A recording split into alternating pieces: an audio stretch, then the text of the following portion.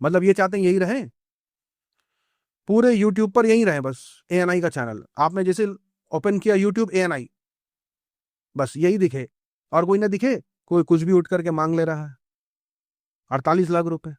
कौन छोड़ के गया था भाई।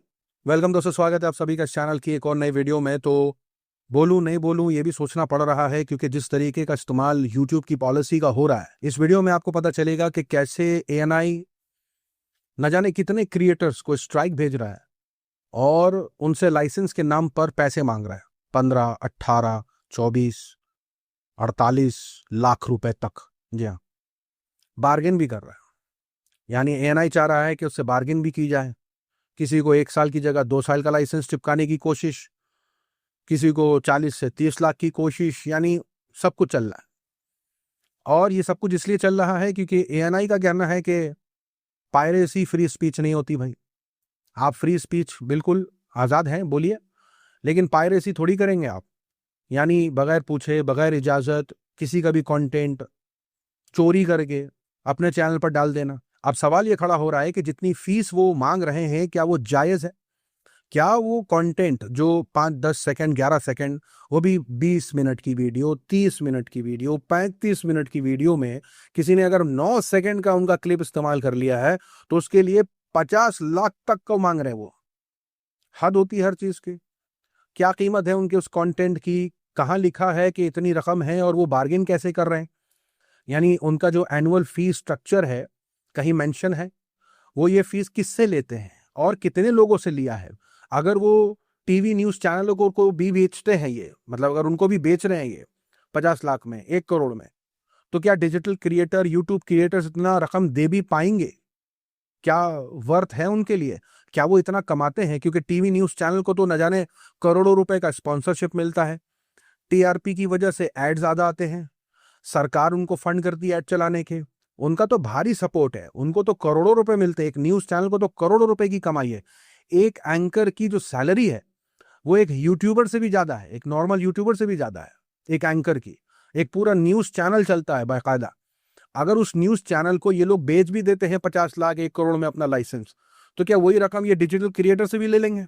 किसी से अब 15 लाख रुपए तक मांग लिए 2 सेकंड की वीडियो के लिए। 2 सेकंड उसके उन्होंने 15 लाख रुपए मांग लिए, जैसे कि दावा किया थगेश ने। और भी ऐसे ऐसे क्रिएटर्स ने दावा किया है कि हमने तो वीडियो डाली थी और उस वीडियो में तो और भी रिपोर्टर थे जिनके माइक नजर आ रहे थे, लेकिन उसके अंदर एएनआई का माइक था और एएनआई का लोगो था, जिसकी वजह से उन्होंने उसको भी अपनी वीडियो क्लेम कर दी। यानी सिर्फ अगर माइक पर उनका लोगो दिख जाएगा तो उस पर भी वो मार देंगे स्ट्राइक कि हमारा क्लिप है।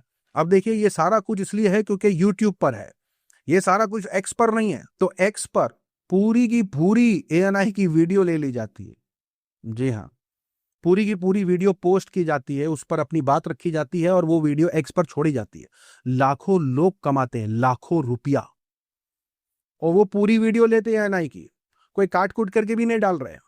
वहां ये वाला पॉइंट क्यों नहीं आया है? वहां ये बात क्यों नहीं कही गई है कि भाई पायरेसी अलाउड नहीं है? मतलब अभी कुछ ऐसे लोग हैं जो ये कह रहे हैं कि यूट्यूबर जितना पैसा कमाते हैं कुछ दे क्यों नहीं सकते हैं?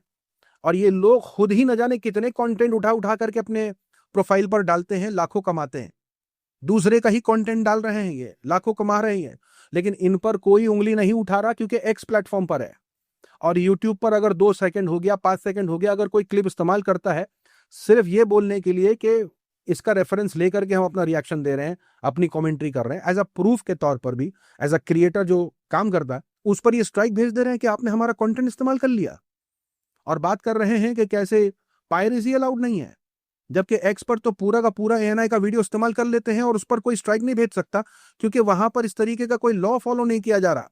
यानी ये सब कुछ इसीलिए है क्योंकि यूट्यूब है, एक्स पर नहीं है। उस हिसाब से जिस तरीके से नेटफ्लिक्स हो गया, प्राइम वीडियोस हो गया और तमाम ये जो मूवी प्लेटफॉर्म्स हो गए, इनके अंडर जो मूवीज चली गई हैं, अगर इन्होंने ठान लिया कि न जाने कितने मीम्स मूवी का इस्तेमाल कई क्रिएटर्स कर रहे हैं, और अगर इन्होंने स्ट्राइक देनी शुरू कर दी और इसी तरीके की फीस मांगनी शुरू कर दी, तो कौन कंटेंट बनाएगा भाई? कोई नहीं बना पाएगा। न जाने कितने मीम्स बनते हैं मूवीज के नाम पर, मूवी की क्लिप्स निकाल करके उसकी मीम बनाए जा रहे हैं। चल रहा है सब कुछ। यानी लेफ्ट तो क्रिटिसाइज कर ही रहा है, राइट भी कर रहा है कि वो कीमत कितनी होगी आपकी 5 सेकंड की क्लिप की कि आप उससे 48 लाख रुपए मांग ले रहे हैं सामने वाले से। और वो कैसे देगा? सबसे बड़ा सवाल क्या है कि क्या आप जो डिजिटल क्रिएटर से इतना पैसा मांग रहे हैं, क्या वो जायज भी है और किस बिना पे आप मांग रहे हैं? क्या आपका कोई वेबसाइट हो जिसके अंदर एनुअल चार्जेस हो कि for digital creator, for news media, कम से कम ऐसा तो कोई पैक हो, कोई सब्सक्रिप्शन हो? और अगर है तो ये बार्गेन कैसे हो रही है कि आप 45 लाख रुपए दीजिए, 1 साल की जगह 2 साल का लाइसेंस ले लीजिए? अच्छा चलिए छोड़िए, आप 48 मत दीजिए, आप 30 लाख दीजिए, आप 1 साल का सब्सक्रिप्शन ले लीजिए। इतनी छूट कैसे दे रहे हैं अगर उनका कोई एनुअल फीस है तो? इतनी डिस्काउंट कहां से आ रही है? कोई प्रमोशन चल रहा है क्या?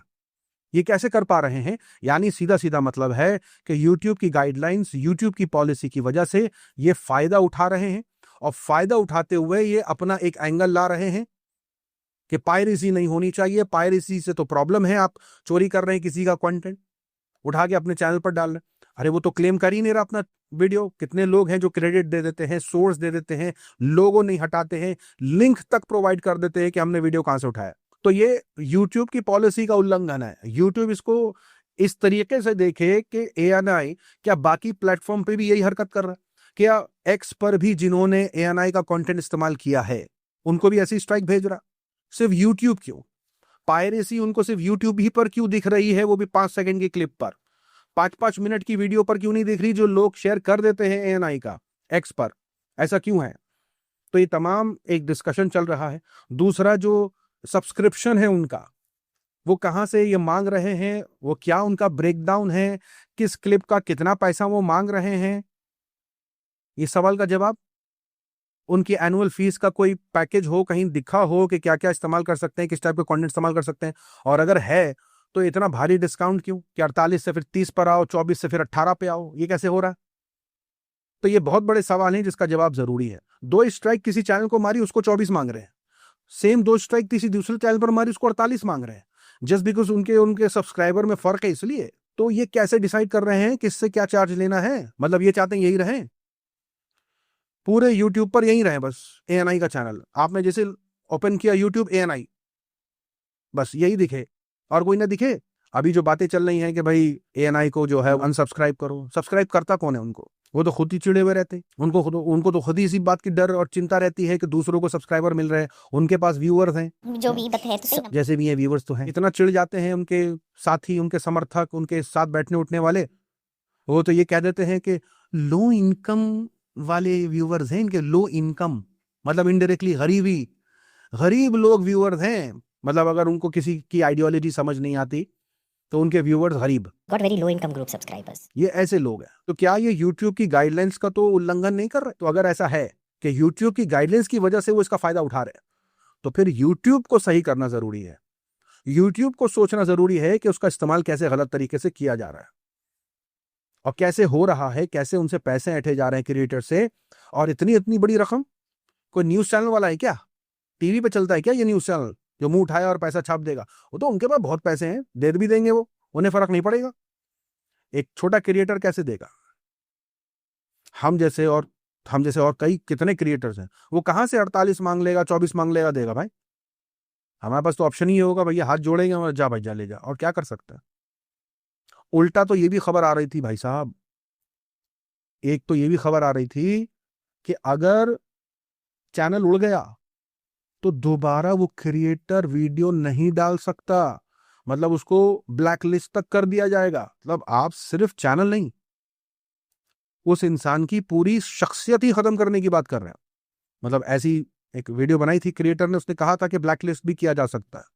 तो अगर चैनल उड़ गया तो डर इंसान को सिर्फ इतना नहीं चैनल उड़ेगा दोबारा खोल लेंगे, डर अब ये भी है कि ब्लैक लिस्ट कर दिया तो दोबारा हम वीडियोस नहीं बना पाएंगे यूट्यूब पर। तो इसकी गुत्थी सुलझनी चाहिए कि ये क्या चल रहा है, कैसे यूट्यूब की पॉलिसी का इस्तेमाल किया जा रहा है, उनके एनुअल चार्जेस कितने सही हैं, जायज़ हैं, कितना किस बारे में वो मांग ले रहे हैं, ये सब पता होना ज़रूरी है। तभी जाकर के इसका सोल्यूशन होगा, और लीगल वे के अलावा और कोई ऑप्शन नहीं है। यूट्यूब को भी अपनी पॉलिसी देखनी पड़ेगी कि उसकी पॉलिसी की वजह से कितने लोग इफेक्ट हो रहे हैं और कितने लोग उसका फायदा उठा रहे हैं, ये समझना जरूरी है। कोई कुछ भी उठ करके मांग ले रहा है 48 लाख रुपए, कौन छोड़ के गया था भाई? तो आज के लिए इतना ही, मिलूंगा अगली वीडियो में, अपना ख्याल रखें।